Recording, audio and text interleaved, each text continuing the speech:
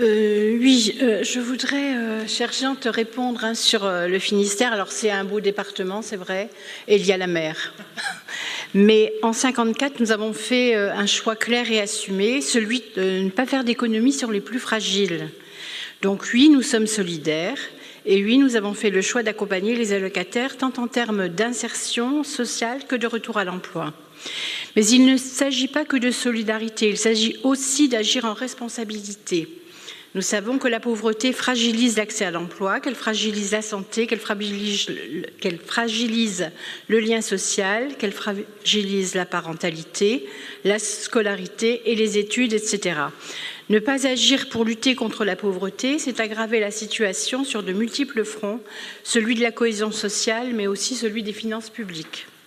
Nous avons fait aussi un choix pragmatique. Nous pourrions radier les allocataires au premier rendez-vous raté. Mais alors, que se passerait-il? Les freins à la mobilité seraient levés? Les freins à la garde d'enfants trouvés? Une formation engagée? Non. C'est pourquoi nous menons une politique insertion dans un juste équilibre. Nous prenons en compte les difficultés des allocataires, difficultés à se projeter, difficultés à faire face, difficultés à faire valoir ses droits. Par une politique humaine, nous prenons le temps d'expliquer les droits et les devoirs.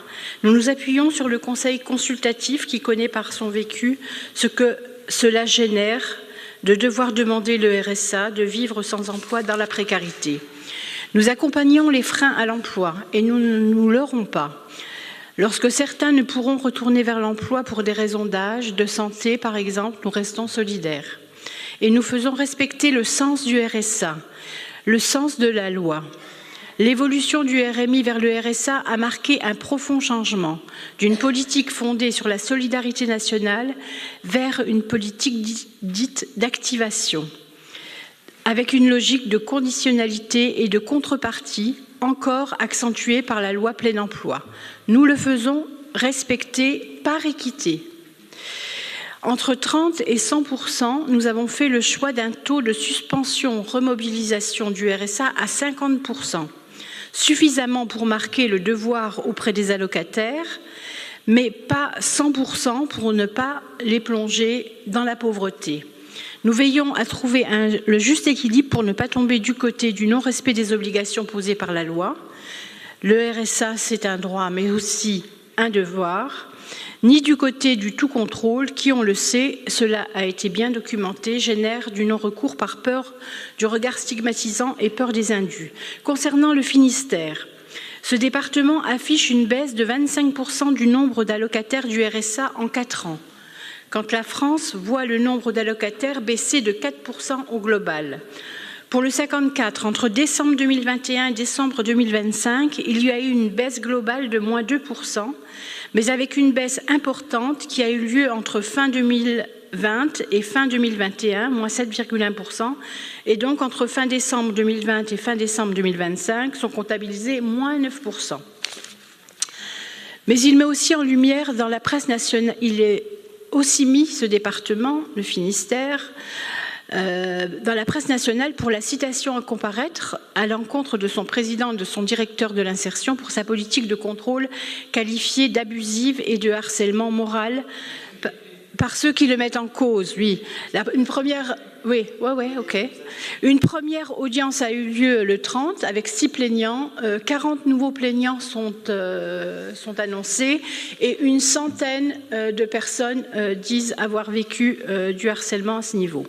Près de 40% des personnes contrôlées sont radiées, soit près de 2% pour les contrôles de la CAF au niveau national. Contrôle réalisé auprès de 2,5 millions d'allocataires. Un taux de radiation 20 fois plus élevé qu'au niveau national. En 2025, dans le Finistère, 17 500 sorties du RSA contre 16 000 entrées. Un différentiel de 1 500 allocataires, dont la moitié environ ont été radiés suite aux contrôles mis en place.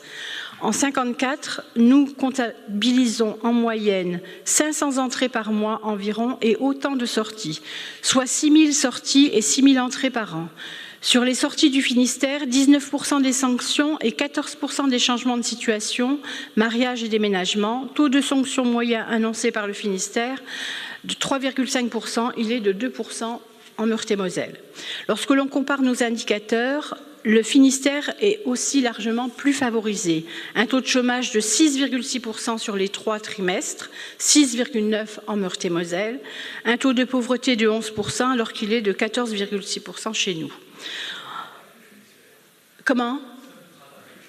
Merci de laisser notre collègue intervenir. Voilà, en conclusion, non, ça ne me travaille pas, mais c'est un sujet d'actualité important que je regarde avec beaucoup d'intérêt sur ce qui se passe.